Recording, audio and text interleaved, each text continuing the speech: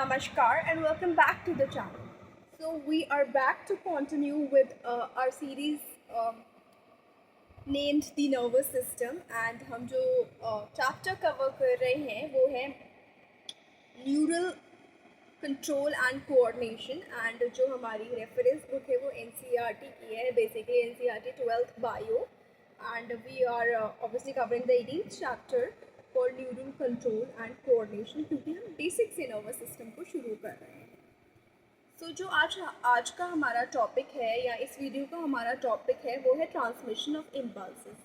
पिछली वीडियो में हमने देखा था कि within a neuron axon के अंदर ही वो करंट कैसे ट्रांसफ़र होगा या इम्पल्स कैसे ट्रांसफ़र होगा, ये हमने पिछली वीडियो में देखा था, तो आप उसको वहाँ से जाके समझ सकते हैं। अब आप आते हैं नेक्स्ट पार्ट पे कि एक न्यूरॉन से दूसरे न्यूरॉन तक कैसे इम्पल्स जाएगा या कैसे मैसेज जाएगा। तो एक नर्व इम्पल्स जो है ट्रांसमिट होता है एक न्यूरॉन से दूसरे न्यूरॉन तक through a junction called a synapse.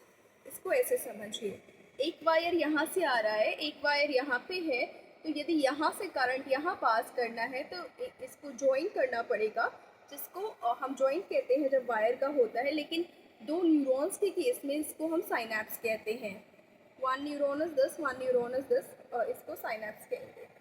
अब जहाँ ये जुड़ रहा है वहाँ पे क्या क्या इन्वॉल्व है इस साइनैप्स में? प्री साइनैप्टिक न्यूरॉन जो पहले न्यूरॉन आ रहा है साइनैप्स से पहले, दूसरा है पोस्ट साइनैप्टिक न्यूरॉन जो नेक्स्ट न्यूरॉन जा रहा है।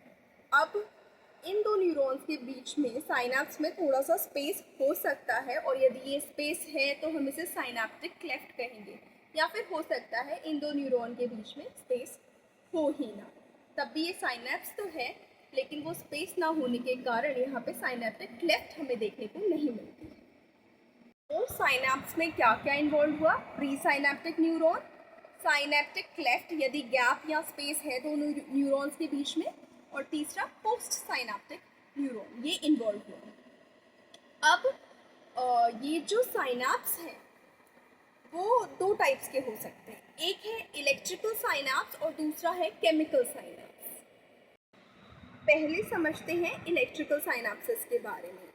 तो इलेक्ट्रिकल साइनैप्स में जो प्री साइनैप्टिक न्यूरॉन की मेम्ब्रेन है और जो पोस्ट साइनैप्टिक न्यूरॉन की मेम्ब्रेन है वो बहुत ही क्लोज प्रॉक्सिमिटी में होते हैं, और जो करंट है या नर्व इम्पल्स है या एक्शन पोटेंशियल है वो डायरेक्टली फ्लो करता है from the pre synaptic neuron to the post synaptic neuron, क्योंकि वो एक इलेक्ट्रिकल इम्पल्स के रूप में फ्लो कर रहा है।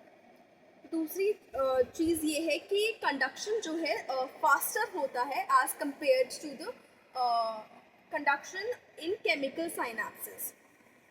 तीसरी चीज़ ये है कि इलेक्ट्रिकल साइनैप्सेस जो हमारे बॉडी में है वो बहुत ही रेयर होते हैं।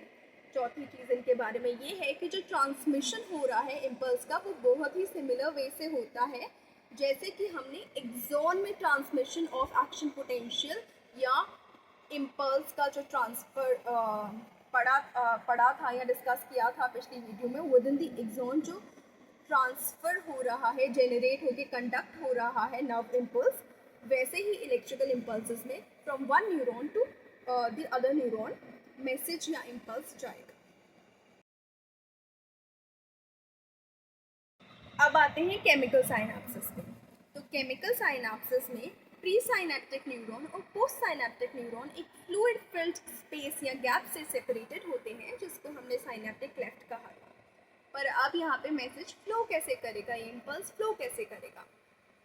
तो यहाँ पे जो इम्पल्स फ्लो करने में मेजर रोल प्ले करते हैं वो है केमिकल्स कॉल्ड न्यूरोट्रांसमीटर्स। अब ये होते कहाँ हैं? तो एक्सॉन टर्मिनल्स में वेसिकल्स में न्यूरोट्रांसमीटर्स स्टोर होते हैं।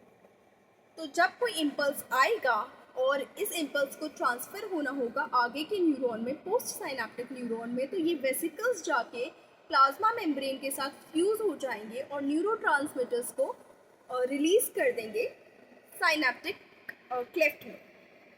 वहाँ से ये न्यूरोट्रांसमीटर्स पोस्ट साइनैप्टिक मेम्ब्रेन से होते हुए अगले एक्सॉन में मैसेज ले जाने का काम करें।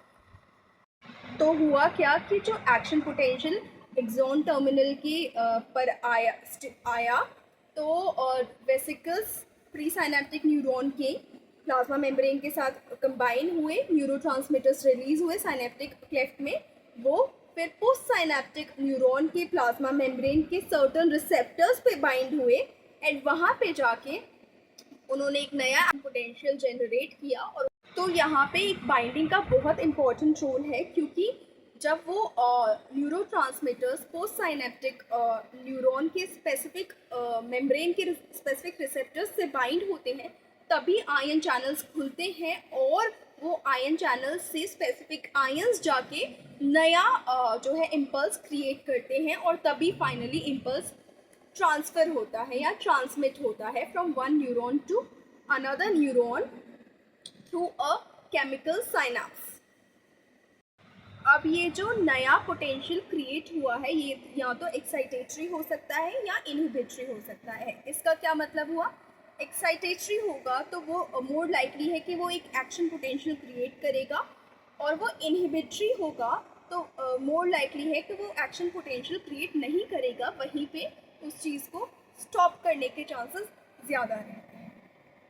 सो हम इस वीडियो के साथ फिनिश करते हैं basic introduction to transmission of impulse along the neurons. So next हम कंटिन्यू करेंगे with parts of brain, basic introduction to brain and parts of brain. So thank you for staying on this channel, and please like the video, share the video and subscribe to the channel, and do not forget to hit the bell icon and also share your comments in the comment section. Thank you, take care, bye bye.